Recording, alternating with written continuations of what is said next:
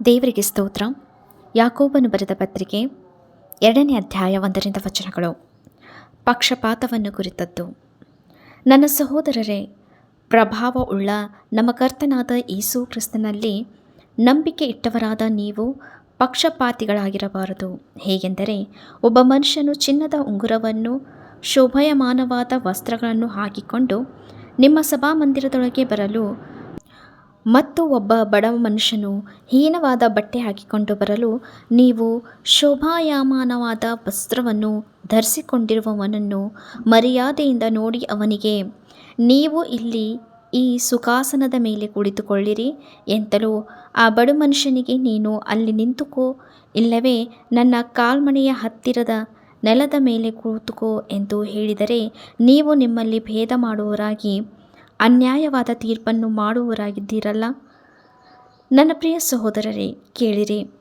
ದೇವರು ಲೌಕಿಕ ವಿಷಯದಲ್ಲಿ ಬಡವರಾಗಿರುವವರನ್ನು ಆದುಕೊಂಡು ಅವರ ನಂಬಿಕೆಯಲ್ಲಿ ಐಶ್ವರ್ಯವಂತರಾಗಿಯೂ ತನ್ನನ್ನು ಪ್ರೀತಿಸುವವರಿಗೆ ತಾನು ವಾಗ್ದಾನ ಮಾಡಿದ ರಾಜ್ಯಕ್ಕೆ ಬಾಧ್ಯರಾಗಿಯೂ ಇರಬೇಕೆಂದು ನೇಮಿಸಲಿಲ್ಲವೋ?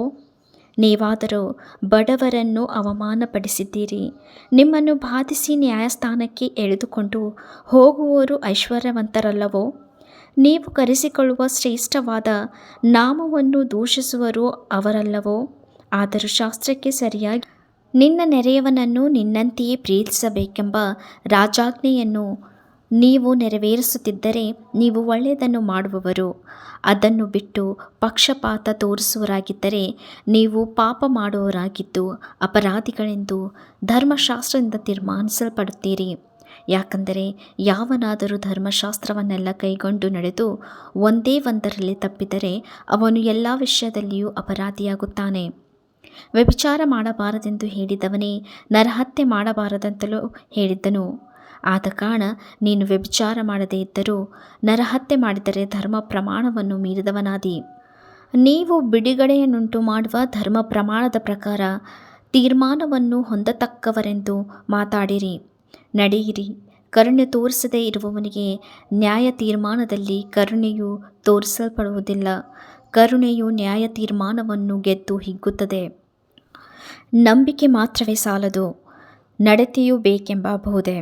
ನನ್ನ ಸಹೋದರರೇ, ಒಬ್ಬನು ತನಗೆ ನಂಬಿಕೆ ಉಂಟೆಂದು ಹೇಳಿಕೊಂಡು ತಕ್ಕ ಕ್ರಿಯೆಗಳಿಲ್ಲದವನಾಗಿದ್ದರೆ ಪ್ರಯೋಜನವೇನು? ಅಂಥ ನಂಬಿಕೆಯು ಇವನನ್ನು ರಕ್ಷಿಸುವುದು? ಒಬ್ಬ ಸಹೋದರನಿಗೆ ಇಲ್ಲವೇ ಒಬ್ಬ ಸಹೋದರಿಗೆ ಬಟ್ಟೆಯೂ ಆ ದಿನದ ಆಹಾರವೂ ಇಲ್ಲದೆ ಇರುವಾಗ ನಿಮ್ಮಲ್ಲಿ ಒಬ್ಬನು ಅವರಿಗೆ ದೇಹಕ್ಕೆ ಬೇಕಾದುದನ್ನು ಕೊಡದೆ, ಸಮಾಧಾನದಿಂದ ಹೋಗಿರಿ, ಬೆಂಕಿ ಕಾಯಿಸಿಕೊಳ್ಳಿ, ಹೊಟ್ಟೆ ತುಂಬಿಸಿಕೊಳ್ಳಿ ಎಂದು ಬರೀ ಮಾತು ಹೇಳಿದರೆ ಪ್ರಯೋಜನವೇನು? ಹಾಗೆಯೇ ಕ್ರಿಯೆಗಳಿಲ್ಲದಿದ್ದರೆ ನಂಬಿಕೆಯು ತನ್ನಲ್ಲಿ ಜೀವವಿಲ್ಲದು. ಹೀಗಿಲ್ಲವಾದರೆ, ಒಬ್ಬ ಮನುಷ್ಯನು, ನಿನಗೆ ನಂಬಿಕೆ ಉಂಟು, ನನಗೆ ಕ್ರಿಯೆಗಳುಂಟು, ನಾನು ನನ್ನ ಕ್ರಿಯೆಗಳ ಮುಖಾಂತರ ನನ್ನ ನಂಬಿಕೆಯನ್ನು ನಿನಗೆ ತೋರಿಸುತ್ತೇನೆ, ನೀನು ಕ್ರಿಯೆಗಳಿಲ್ಲದೆ ನಿನ್ನ ನಂಬಿಕೆಯನ್ನು ನನಗೆ ತೋರಿಸು ನೋಡೋಣ ಎಂದು ಹೇಳುವನಲ್ಲವೇ? ದೇವರು ಒಬ್ಬನೇ ಎಂದು ನೀನು ನಂಬುವವನು ಹಾಗೆಯೇ ನಂಬುವುದು ಒಳ್ಳೆಯದು. ದೆವ್ವಗಳು ಕೂಡ ಹಾಗೆಯೇ ನಂಬಿ ಹೆದರಿ ನಡುಗುತ್ತವೆ. ಆ ಪ್ರಯೋಜಕನೇ, ಕ್ರಿಯೆಗಳಿಲ್ಲದ ನಂಬಿಕೆಯು ವ್ಯರ್ಥವಾಗಿದೆ ಎಂಬುದಕ್ಕೆ ದೃಷ್ಟಾಂತ ಬೇಕು. ನಮ್ಮ ಪಿತೃವಾದ ಅಬ್ರಹಾಮನು ಇಸಾಕನೆಂಬ ತನ್ನ ಮಗನನ್ನು ಯಜ್ಞವೇದಿಯ ಮೇಲೆ ಅರ್ಪಿಸಿದಾಗ ನೀತಿವಂತನೆಂಬ ನಿರ್ಣಯವನ್ನು ಹೊಂದಿದ್ದು ಕ್ರಿಯೆಗಳಿಂದಲ್ಲವೇ? ಅವನ ನಂಬಿಕೆಯು ಕ್ರಿಯೆಗಳೊಂದಿಗೆ ಪ್ರವರ್ತಿಸಿ ಆ ಕ್ರಿಯೆಗಳಿಂದಲೇ ಸಿದ್ಧಿಗೆ ಬಂತೆಂಬುದು ಕಾಣಬರುತ್ತದಲ್ಲ. ಅಬ್ರಹಾಮನು ದೇವರನ್ನು ನಂಬಿದನು, ಆ ನಂಬಿಕೆ ಅವನ ಲೆಕ್ಕಕ್ಕೆ ನೀತಿ ಎಂದು ಎಣಿಸಲ್ಪಟ್ಟಿತು ಎಂಬ ಶಾಸ್ತ್ರದ ಮಾತು ಹೀಗೆ ನೆರವೇರಿತು. ಮತ್ತು ದೇವರ ಸ್ನೇಹಿತನೆಂಬ ಹೆಸರು ಅವನಿಗೆ ಉಂಟಾಯಿತು. ಮನುಷ್ಯನು ಕ್ರಿಯೆಗಳಿಂದ ನೀತಿವಂತನೆಂದು ನಿರ್ಣಯಿಸಲ್ಪಡುತ್ತಾನೆಯೇ ಹೊರತು ಬರೀ ನಂಬಿಕೆಯಿಂದಲ್ಲವೆಂದು ನೋಡುತ್ತೀರಿ. ಅದೇ ರೀತಿಯಾಗಿ ಸೂಳೆಯಾದ ರಹಬಳು ಗೂಢಚಾರರನ್ನು ತನ್ನ ಮನೆಯಲ್ಲಿ ಸೇರಿಸಿಕೊಂಡು ಬೇರೆ ದಾರಿಯಿಂದ ಅವರನ್ನು ಕಳಿಸಿದ್ದರಲ್ಲಿ ಕ್ರಿಯೆಗಳಿಂದಲೇ ನೀತಿವಂತಳೆಂಬ ನಿರ್ಣಯವನ್ನು ಹೊಂದಿದ್ದಾಳಲ್ಲವೇ? ಆತ್ಮವಿಲ್ಲದ ದೇಹವು ಸತ್ತದ್ದಾಗಿರುವ ಪ್ರಕಾರವೇ ಕ್ರಿಯೆಗಳಿಲ್ಲದ ನಂಬಿಕೆಯು ಸತ್ತದ್ದೇ.